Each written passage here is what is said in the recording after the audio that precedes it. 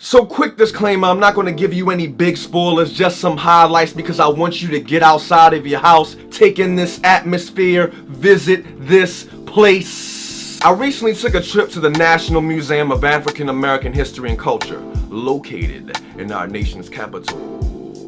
Just by its existence, this building is radiating legacy, as it was built to mirror the appearance of a West African crown. In fact, it is the only national museum devoted exclusively to the documentation of African American life and its impact on the world.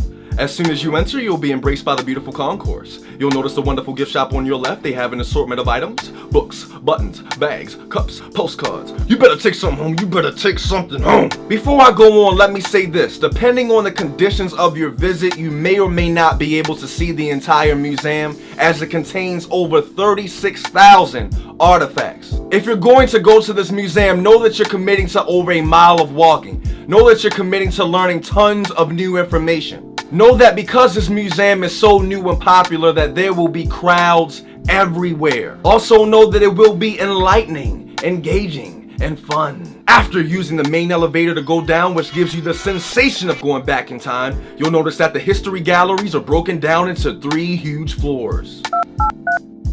Starting from the bottom, C3 covers slavery and freedom, years 1400 to 1877. One of the standout visual displays on this level talks about how the concept of whiteness and blackness, as we know it, was created in the Americas in the late 1600s. And getting to actually see a real cotton gin in person was sobering, to say the least. C2, the era of segregation, years 1876 through 1968. On this level, you'll see stuff like MLK's Congressional Gold Medal, and the dolls used during the Brown versus Board of Education case. Last but not least, A Changing America, years 1968 and beyond. Just the pride you feel when walking through these exhibits is overwhelming. It's simply amazing to see how much we've endured, invented, and reinvented. There was a point where I got to the C1 floor and they were playing Tupac's Keep Your Head Up. They were showing Funkmaster Flash, Public Enemy, Mae Jemison, Toni Morrison, The Million Man March, President Obama, and Oprah on various screens. I had to fight back tears. I was literally about to start boo-hooing because I remember reading Toni Morrison.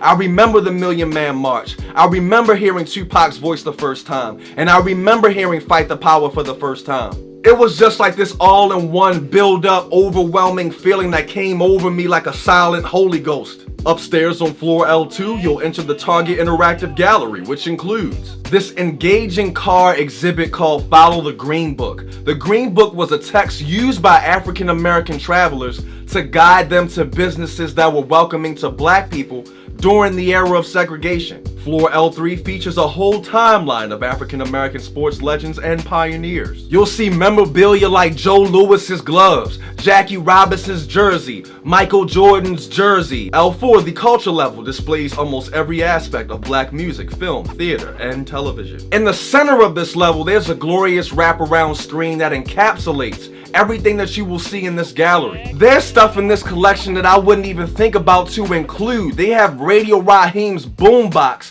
from the set of Do the Right Thing for Peter Parker's Sakes. The museum's restaurant called Sweet Home Cafe is beautiful. The menu is divided according to region, so depending on what you choose, your stomach will either visit the Creole Coast, the agricultural South, the North States, or the Western Range. Look at the cakes, look at the pies, look how great the food looks. Obviously, I was in the mood for the South that day. I can't stress to you enough that what I've shown you in this video isn't even the tip of the iceberg. There's so much left to see, hear, and understand. This museum is so beautiful. Just to see our legacy written in stone a few blocks away from our nation's capital is vital and so symbolic. This hall serves as testament that African inventors, leaders, writers, freedom fighters, entertainers, athletes, soldiers, physicians, politicians, and nobility cannot and will not be deleted from the tapestry of time. Are you going to visit the National Museum of African American History and Culture?